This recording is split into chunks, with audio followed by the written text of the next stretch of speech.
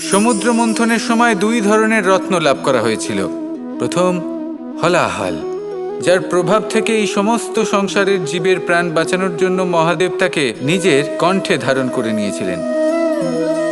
আর দ্বিতীয় অমৃত, যেটা কিঞ্চিত পরিমাণ মাত্রায় পাওয়া গেছিল।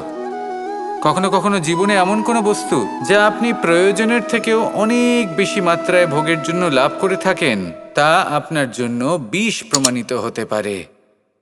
যেমন জল, প্রয়োজনের থেকে অনেক বেশি মাত্রায় যদি এই জল আসে তাহলে আপনার প্রাণ কাটতে পারে। কিন্তু পরিশ্রমের পরে এক পাত্র শীতল জল দ্বারা আপনি যদি স্নান করে নেন তাহলে তা আপনার শরীরের জন্য অমৃত হবে। পরিশ্রম করার পরে যদি আপনার শরীর এক পাত্র খাবার লাভ করে তাহলে তা আপনার শরীরের জন্য অমৃত। কিন্তু যদি কোনো পরিশ্রম না করেই আপনি দিনরাত শুধুই খাবার গ্রহণ করতে থাকেন তাহলে আপনার কাছে তা বিষ সমান। বিষ এবং অমৃত গ্রহণ করাটা আপনার উপরে নির্ভর করছে।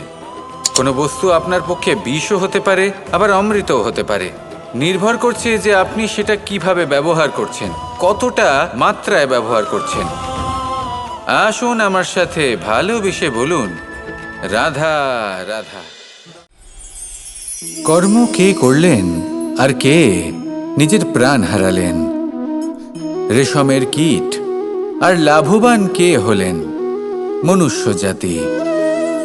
এর দ্বারা আমরা কি শিক্ষা পেলাম?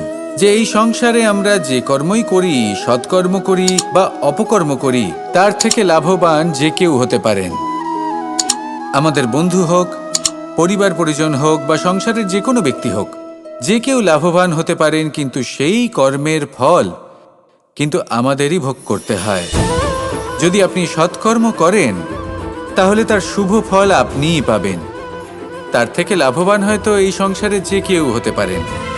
সেরকমই যদি আপনি অপকর্ম করে থাকেন, তার থেকে সংসারের যে কোনো ব্যক্তি যতই লাভবান হোক না কেন, তার থেকে ক্ষতি আপনাকেই ভোগ করতে হবে।